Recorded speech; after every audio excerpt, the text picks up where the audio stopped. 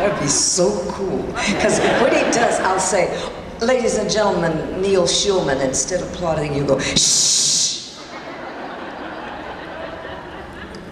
It's just my luck he'll trick me and walk in very quietly. If I buy that, you know, there's a bridge they're going to give away. And so after that, and it is now ready to be seen, as I told you, and tomorrow morning for the first time with a mass audience.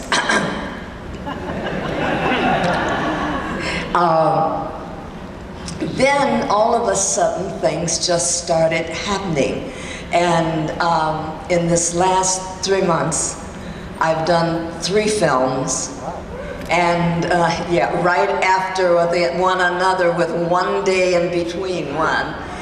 And I've just been having a ball. I wouldn't have it any other way. So the first one is a very serious film, very dramatic, called The Torturer. And it's a 3-character screenplay. And it's one of the best roles I've ever had. And I finished that and raced back to, in Denver, and I finished that and raced back to LA to do a film with a guest, I starring in that one, a guest star role in a show called True Loved, at TRULOVED. And totally different from the other 2. And I had the best time on it, but I was only there for 3 days, you know, because I had no time to do anything else. I would have had to turn it down. But I play Jasmine Guy's mom. And if you don't think that's a hoot, they had no idea what they were getting themselves into, because we have this little dialogue and we're somewhat alike, you know, and she cannot get rid of that accent of hers. So I kind of showed everybody where it came from. And they're supposed to say, at the point that they're supposed to say cut, you know, because that's the end of the dialogue, we just kept talking. And she says, well, I just don't want him going out and getting some girl pregnant.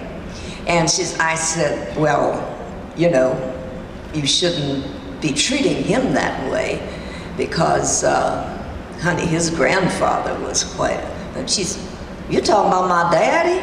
And I said, oh, and what did you think your daddy was, honey? How do you think you got here? And they refused to cut it off, so I'm sure that's going to be. And we went on, she said, are you telling me you did my daddy? She said, in the back seat of a car? Cadillac.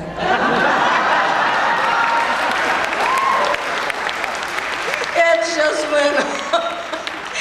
And the crew is like, and the only thing I'm thinking, the film is going to come out like this, that part, because the cameraman is laughing so hard. The crew, and they're laughing like this. So that was film number 2 of these 3 this year. And then I came back to LA. That was in LA, and then I flew to Phoenix to do This Bit of Earth.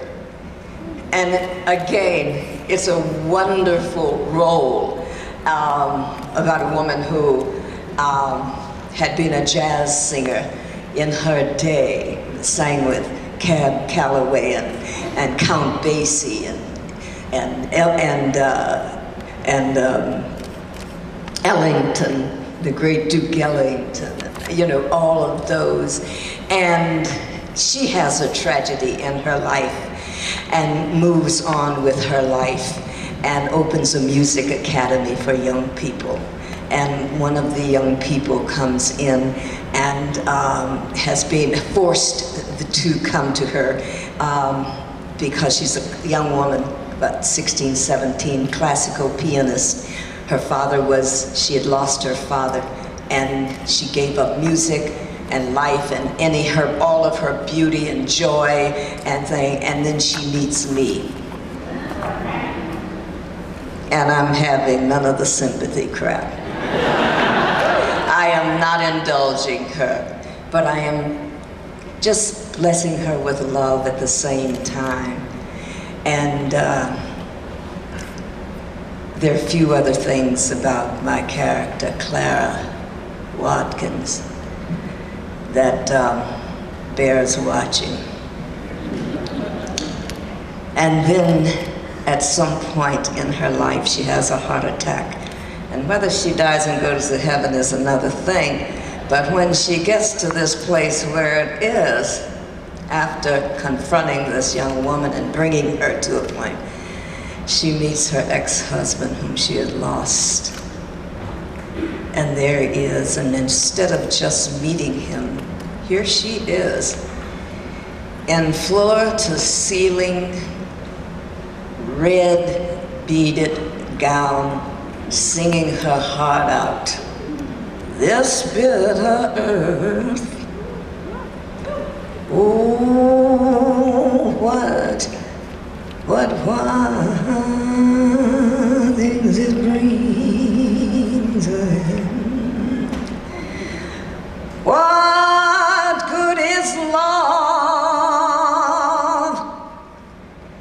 if it's not there to share? And all of a sudden, as she finishes, she hears